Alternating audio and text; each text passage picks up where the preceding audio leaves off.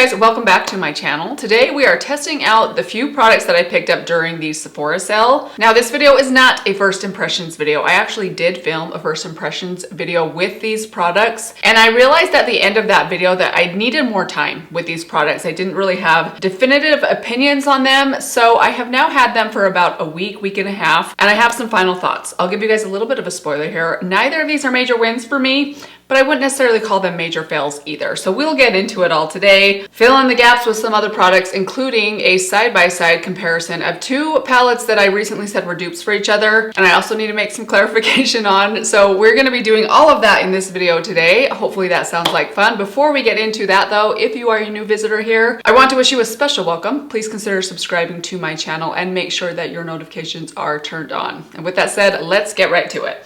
Okay, we're gonna kick things off with the foundation. So I will already tell you guys, I've tried this foundation out probably 5 or 6 times now, and I officially have decided that I don't like it. It just doesn't quite work for me, and there's a couple different reasons for that we'll get into as we apply it. But if I didn't mention it yet, I'm talking about the Lawless Forget the Filler foundation. I went back and forth during the sale on whether to try this foundation out or the newer Anastasia Beverly Hills foundation, which I've also heard some good things about. I ended up going for this one. If you guys have tried both of these foundations out and you like the ABH one and also didn't love this one, or if there's a big difference between the two formula-wise or finish-wise, let me know. Maybe that's one that I will go back and try, since this one has not worked out very well for me. I don't absolutely hate it, but I don't love it. I don't think it works great for my dry textured skin. Part of the reason I didn't like it, by the way, so we're gonna start applying this. Actually, before I do that, I need to put a little bit of primer on.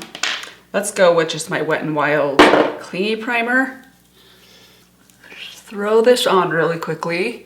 So part of the reason that this one didn't work for me is the shade. I got the shade wrong. I went a little bit too dark. I went with 7L, which is too dark for me on its own. So for today, I have found that if I mix my very lightest foundation just the tiniest bit with this one, it doesn't affect the formula, but it does help the shade match to get a little bit closer to what I need. So I'm gonna take a little bit of this Flower Beauty Light Illusion in Shell. This stuff is basically pure white. It's so light. So I'm just taking the tiniest little dot. You can see it on there. And then we're gonna mix these two shades together. Another thing I discovered with this foundation is that I don't like it applied with a brush. I've really been in a brush mode lately. I typically find I get better coverage with a brush, which I like now that I need more coverage, that I'm a little bit older. But this one's a little bit streaky with the brush, so instead I'm just gonna kind of dab this on my face, and we're going to use a sponge today. I don't get quite as much coverage that way. I just end up needing to use a little bit more. Hopefully that shade match is gonna be close enough. So I have a freshly dampened and washed and dampened Wet n Wild sponge right here. I'm gonna blend that in.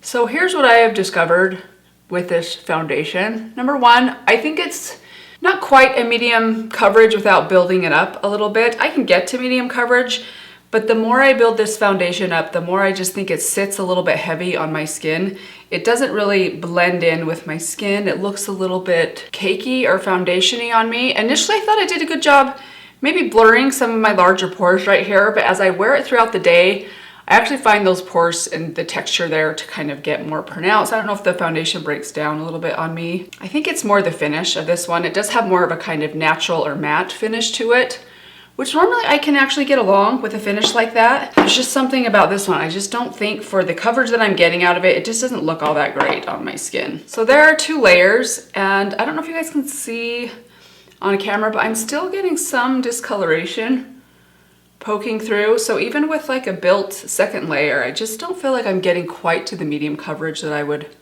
hope to get out of it, but I definitely don't want to add any more. It's gonna get too cakey. So we will stop right there and jump into a little bit of concealer. I'm gonna take my Natasha Denona High Glam Concealer. I use the shade Y4 just on some of these areas that I need a little bit more coverage. Use this on my eyelid as well. And then I'm gonna use a tiny bit of my Cali Ray Hideaway and Pale Sun just right under the eyes right there at the front. Okay, and blend that out with my sponge, starting with the perimeter of my face and kind of working my way in. So let me know what you guys ended up picking up during the sale. I was planning to go back and try a couple more things. I wanted to get one of the Natasha Denona lip liners. There were a couple other things I was thinking about picking up, but I ended up missing the sale. I woke up one day and looked at my watch and realized it was the 15th, and I missed my chance. So I might have to pay full price for those if I do decide to pick them up. I also thought about picking up another shade of the Tower 28 blush, which we're gonna try today. I'll just give you guys a spoiler right now. I really like the formula of this blush. I don't love the color that I selected for me. And I have discovered lately that my blush preferences have been changing quite a bit. We'll kind of get into that once we jump over to the blush. But for now, there is the coverage level we're going to get out of this. That looks a lot better. Let's add just a little bit of powder. Go back to my Wet n Wild pink powder. I've kind of been liking this powder. Before we get to the blush, I want to apply a little bit of bronzer. We're going to use my Physicians Formula Stick Bronzer. I'm obsessed with this stuff. The only thing that I was sad to see, this was pretty pricey. When I tried it out for you guys, I kind of ranted about, I like Physicians Formula. I think they have a lot of good products, but their products are very expensive for drugstore, and they kind of always have been. But man, they have figured out cream bronzers. I love their diamond bronzer that's in the little pot, and I love this one as well. I don't think they're exactly the same. The formulas and the shades are a little bit different. By the way, I have I think the lightest one, which is Beachy Pink. I like the blush. I don't like the blush quite as much as I like the bronzer, but I did notice that there are only 10 grams in this entire stick. That's not a lot of product. If you look at something like the Persona sticks or the Merit sticks, so the Persona ones have 9 grams for the bronzer. So this would have, the bronzer part would be 5 grams. I know that's a little bit different because you're getting the blush and the bronzer, but I was very impressed to see that Merit has 12 grams in their cream bronzer stick, which I don't think I ever paid attention to that before. You guys know how much I love good bang for your buck when it comes to the amount of product that you get, especially when it's a high-end product. So keeping that in mind, I mean, gram for gram, this might actually be cheaper than the at least bronzer side of the Physicians Formula one. Okay, there it is. Let's jump over to the blush. So I went with the Tower 28. This is their Get Set blush in the shade Long Beach Iced Tea. It's a pretty shade. I just have found recently that these very nude, desaturated colors of blush, I don't like them quite as much on me as something that has a little bit more punch, a little bit more brightness and color to it, like a bright pink or a bolder corally color. This one's just very kind of like blah, which there was a time that this was my cup of tea. I loved a good natural looking blush, but lately I just think I look better with more color on my face, and I don't feel like this gives me quite the color level that I now like. Formula wise, it's very silky and smooth. There's the color on the back of my hand. So you can see very muted. If you have fair skin, you like muted blushes, I think you'll probably love this thing. One other thing I wanted to mention as far as how much product you're getting in here, you get 4 grams of product, and to compare that to let's just compare it to my House Labs. You guys know I love these ones. These ones have 5 grams, so they do have a little bit more. So just keep that in mind as you're looking at the price of this one, maybe comparing it to some other things. Okay, so there's the color. Do you guys see? It's almost like a bronzery color, just very muted. It just looks kind of gray. Are you guys seeing how like my cheek looks gray? Maybe this would be a good product to use on its own as kind of a blush bronzer hybrid to give you a little bit of like shape or sculpting, kind of just to add some color and some shape to your face. But I love something that has some bright color to it, like something along the lines of this. Or you guys know I love my Milk Gel Sticks that have a lot of punch, a lot of color in them. I just think the older I get, I need that color to add life to my face, or I look kind of dead. Like I feel like this just makes me look a little bit dead. Again, this is not a knock on the blush itself, it's just on my selection of color. I do think if I had this in like a more peachy or warm pink or even berry toned color, I probably would like it quite a bit more. Okay, let's add some highlighter. I'm gonna go with my Buttermelt highlighter, which has been on my desk for probably almost 2 months now. I've been using this thing obsessively. Really, I don't think I've reached for anything else lately.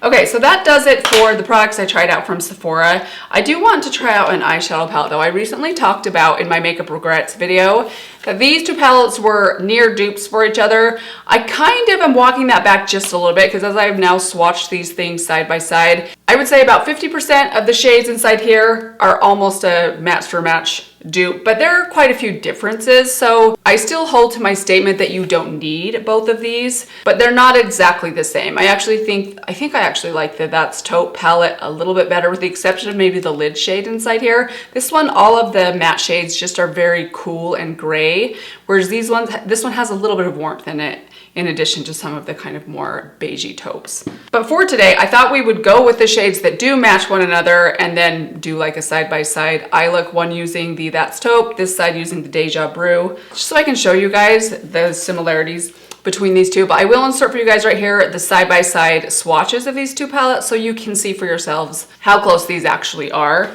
I still would recommend either of these. I think they're both really good if you like your cooler tones. Okay, so we're gonna start off in the Deja Brew. On this side, we're gonna go with this shade in the corner, which is called Good Habit. We keep this look very quick, very simple today. I'm just going to run this all over through my socket. As you can see, this is quite kind of purpley gray. Very, very cool. And go under the lower lash line a little bit too. And then I'm gonna wipe that brush off. We're gonna go over to the That's Taupe palette and take this first shade in the top corner, which is the shade Boa, and throw this all over through the socket on this side.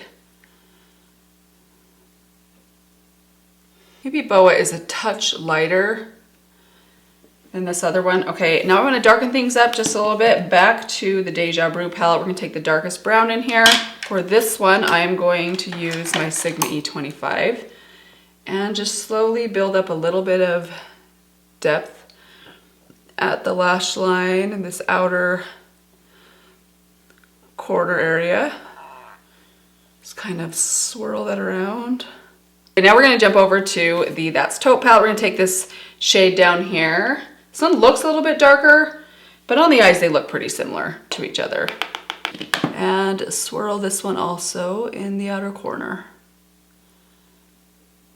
I don't know, maybe this one is a little bit darker. You guys seeing that? A little bit.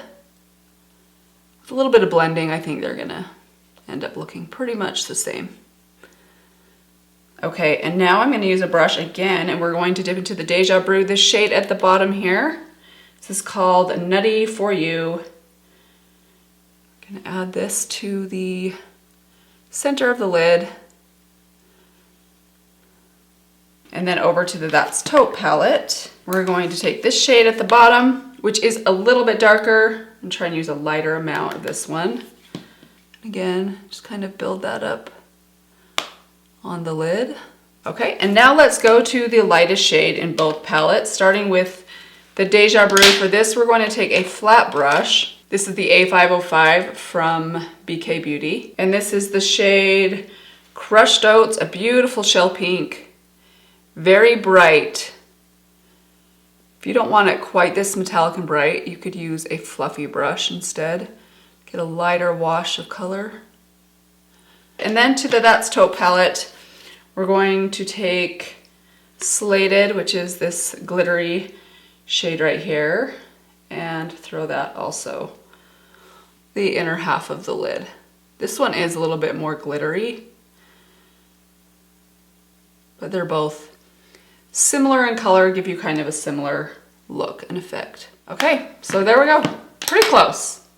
Do you guys see any big differences? Overall, I think both palettes give you kind of this similar type of look, just a very cool toned, very muted, a little bit on the gray side. But now let's add just a little bit of liner. We're gonna take my Wet n Wild liner, and then I'm going to throw on a couple coats of my e.l.f. Extender Mascara. Then I'll come back, we'll finish off with the lips and a couple final thoughts. Okay, eyes are all finished. By the way, I also did my brows, which I forgot to mention. I just applied a little bit of my Benefit Precisely My Brow and my Anastasia Beverly Hills Brow Freeze. Okay, let's finish off with the lips. So I don't have anything new for the lips. I was hoping to have a new lip liner, but we'll just go with this one today. This is the Maybelline Lifter Liner in the shade Big Lift. By the way, I have here on my floor, you guys, a bag of drugstore makeup, like a full face of drugstore makeup, including primer. And I have discovered, I think, a 99-cent long-wearing lip liner, which I'm so excited to tell you guys about. I do love these ones from Maybelline, but they're still a little pricey. I think these are around $10 a piece. Great shade though, really nice formula. Let's throw on let's do a lipstick first. Let's take my Flower Beauty Peachy Nude. Then let's add a little bit of lip gloss. Ooh, let's see. Let's go with this one. This is the Maybelline Lifter Plump Gloss in the shade Blush Blaze. It's kind of like a light warm pink. Spicy.